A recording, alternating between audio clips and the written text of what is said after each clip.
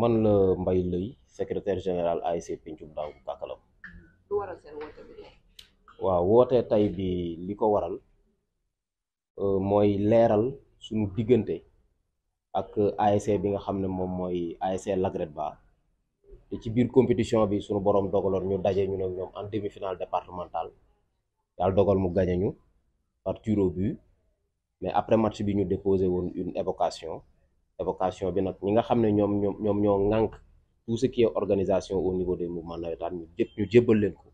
ñoom ñu examiner ko première instance bi examiner ko muy la CQRP départementale deuxième instance bi examiner ko muy la CQRP régionale ñoom ñëpp bi ñu defee jàngat ci dossier bi nga xam ne moo ñu opposé ak ASC Lagrette Ba ñu génne seen verdict boobu nag éliminer Lagrette Ba parce que justement dafa frauder jox ñu ñun victoire ñu war a préparer nag suñu demi-finale mais bi loolu amee dañoo seetlu ne bëri na ay manipulation ak ay sorties yoo xam ne mu ngi am di jéem a lëndëmal xelu askan bi di jéem a taxal ñoo xam ne seen loxo demul benn yoon ci dossier boobu pour jox ñu faveur wala pour éliminer leen ñi nga xam ne ñoom ñoo yoroon mbir mi li ñu def mooy juger indi les éléments de preuve àtte sanctionné ñi nga xam ne ñoom ñoo doon frauder donc ñu bëggoon a nag tey woote ce point de presse pour leeral nit ñi ñu xam ne ASC Pencum Daagu Kakalam ASC bu organisé la ASC bu discipliné la ASC buy respecter les textes la textes yi nga xam ne nag moom moo régir toutes les ASC yi nga xam ne ñu ngi nekk au mouvement des navétanes dañuy sàkku ci ñëpp ñu koy respecter à la lettre parce que loolu moom mooy def la promotion en tout cas la bonne promotion des navétanes mais loolu aussi moom mooy rafetal image ñi nga xam ne ñoom ñoo sekk navétane donc loolu moo nekkoon li nga xam ne bëggoon nañ ko leeral leneen li nga xam ne bëggoon nañ ko si yokk mooy dañoo gis ne am na ay njiit yoo xam ne xëy na dàngu lañ dëkk xëy na dëkkuñu dàngu mais bëri na lu ñu leen di ci sosal si ay mbir yoo xam ne seen yoon nekku ci te ñooñu ku leen xam ne ce sont des personnes intègres ñu am ay valeurs lañ ñoo xam ne du ñu dugg ci manipulation wala ci corruption donc mu nekk loo xam ne nag su amee ñun en tant que responsable au niveau de l'ASC Pencum Daagu Kakalam dinañu génn leeralal askan bi li nga xam ne moom moo xew mais setal deru ñooñu pour ñëpp xam ne taxuñ ci laalewuñ ci verdict bi nga xam ne moom la ñaari CQRP yooyu joxe mooy que ne ñooñu dañoo jouer ci seen influence bi nga xam ne am nañ ko ci mouvement navétane pour que ñi nga xam ne ñoom ñooy àtte prononcé wu à notre faveur te loolu mësula am ñu àttee dëgg bi la ñu génne te dëgg bi mooy ASC Lagrette Ba dafa frauder sur toute la ligne donc ñu jox ñu faveur ñu war a préparer nag suñu finale départementale. waaw man la Malick Abdou Kassé nekk membre CD ASC Pencum Daagu Kakalam là comme li nga wax sànq rek ASC Pencum Daagu Kakalam ku ko xam ko ci non violence comme sànq ni ko secrétaire général Mbaye Leye waxee rek ASC bu organisé wu la ASC bu am discipline la te loolu département wu Tëngéej ñoom seen bopp ñoom ñoo koy seedeel ASC Pencum Daagu Kakalam maanaam li waral coow li yëpp football dafa am gagné match nul ak défaite dëgg la biñ tasee Lagrette Ba yàlla may ko ndam suñ kaw par tir au but dëgg la instance yoo gis bu nekk dañ ko réglementaire boo xam ne dañ ne la amul tricher amul maanaam jalgati sart yi nga xam ne yooyu la mouvement navétane tëral biñ demee ci compétition boobu ba gis ni ñoom li leen warloo ci seen wàllu administration am na lu bari loo xam ne tey jii dañ ko jalgati ci yoon ñun nag ñu topp leen ci loolu biñ leen toppee ci loolu comme ni ko Mbaye Leye waxee léegi jaarale ko fa nga xam ne tey fa lañ ko war a jaarale yàlla def mu favorable ñu kon dañ koy doole sant yàlla bu baax a baax beneen bi ñu defaat appel jébbalaat ko ñi nga xam ne yaakaar nañ ñoom ñoo war a àtte mbir mi ñooñu tamit joxaat ASC Pencum Daagu Kakalam dëgg kon ñun instant bii nii amuñu leneen lu ñuy waaj muy que ni final départemental ASC Pencum Daagu Kakalam di ko préparé. ginnaaw coow yi nga xam ni jot naa jëm ci réseaux sociaux yeeg tuumalante bi ban appel ngeen di def pour loolu bañ a gën a jéggi daayoo di yóbbu nit ñi ci leneen. waaw comme li ñuy wax rek nit moom du sa gémmiñ di nàcc doo wax jàmm te ñoom instant bii nii amatuñu beneen arme bu dul boobu loolu moo tax waaw ñoom ñu jëm ci côté boobu. mais yéen ci seen côté pare ngeen pour am beneen doxalin boo xam ne mën nañu ci jàmm lay woote am. waa ASC Pencum Daagu moom ku ko xam xam ni seen mbir yëpp ci jàmm ci njëkk moo ciy mujj waaw. wax dëgg yàlla ASC bu organisé wu la ASC boo xam ni la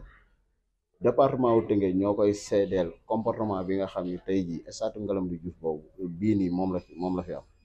waaw. muy identité boo xam ni tamit wax dëgg yàlla ñu ngi ci invité ASC yëpp lu dul jàmm ko gën kon ñu ngi oo ñëpp ci jàmm ba ci Regret Ba ñu ngi koy oo ci jàmm waaw. tey ban taxawaay ngeen di xaar ci autorité yi gannaaw ba lii amee. waaw ñu respecté décision bi nga xam ni tey jii mouvement nawetaan bi nga xam ni ñun ñëpp ci lañ sukkandiku am ci ñoom yaakaar ba pare tamit ne yéen a ñu doy yéen a ñuy organiser comme que ñoom ñoo ñu organiser tamit wax dëgg yàlla duñ ci gisee naka sudul noonu duñ dem feneen fudul ci ñoom kon wax dëgg yàlla bépp autorité boo xam ne mu ngi Tëngéej rek nañ doyloo décision bi nga xam ni tey jii mouvement nawetaan moom la. Alors, je m'appelle Mbaye Leye, secrétaire général de l'ASC Pencum Dangu Kakal. Qu'est-ce qui motive cet appel aujourd'hui? Alors, ce point de presse a été convoqué juste pour apporter des éclairages par rapport à un contentieux qui nous oppose avec l'ASC Lagret Ba. Alors, on s'est croisé en demi-finale départementale. Dieu a fait que Lagret Ba nous a battus au tir au but, ce qui arrive parfois dans le sport. Alors, après cette rencontre, nous avons déceler quelques irrégularités du point de vue administratif et qui concernent les joueurs de Lagret Ba. Alors, comme les textes qui régissent le mouvement nawetaan sont clairs, il y a l'article 77 qui donne droit à toutes les ASC de déposer une évocation si toutefois ils considèrent quelques irrégularités par rapport à une rencontre qui l'oppose avec une autre ASC. Alors, nous avons formulé notre évocation. Nous l'avons déposé au niveau de la première juridiction qui est la CQRP départementale. La CQRP départementale a jugé et a tranché. Le verdict qui est sorti de cette juridiction qui est la CQRP départementale a éliminé Lagret Ba parce que justement c'est une ASC qui est habituée des fraudes. Ils ne sont pas d'accord sur ce jugement. C'est de leur droit de faire appel et de déposer sur une autre juridiction pour que cette dernière puisse juger. La deuxième juridiction qu'ils ont déposé leur appel, c'est la CQRP régionale. La CQRP régionale n'a fait que confirmer la décision qui a été prise par la CQRP départementale, ce qui est très normal parce que nous avons pu réunir tous les éléments de preuve qui montrent que l'ASC Lagret Ba a fraudé et ce n'est pas la première fois qu'elle fait ce genre de pratique. Et exactement, tout à l'heure, vous avez parlé de manipulation et d'accusation envers certains de vos dirigeants. Oui, effectivement. Donc, depuis quelques jours, nous suivons les réseaux sociaux et à chaque fois, nous voyons des images ou en tout cas des posts qui vont dans le sens qu'il y a certains dirigeants de l'ASC Pencum Dangu Kakalam qui manipulent ceux qui prennent les décisions afin que ces derniers puissent prendre des décisions qui seront en faveur de l'ASC Pencum Dangu Kakalam, ce qui est archi faux. Le mouvement nawetaan est régi par des textes. Toutes les ASC qui décident de participer aux activités de nawetaan sont obligés de respecter ces textes. Des ASC qui n'acceptent pas, ou en tout cas qui essayent de faire dans la manipulation ou dans la fraude pour passer, vraiment les textes, si on les applique à la lettre, ces ASC seront éliminés et c'est ce que nous avons fait. La première juridiction a sorti son verdict. La deuxième juridiction a confirmé le verdict qui a été promulgué par la première juridiction qui est la CQRP départementale, ce qui nous donne largement victoire par rapport à l'ASC Lagret Ba. Et de ce point de vue, nous considérons qu'il n'y a pas de manipulation,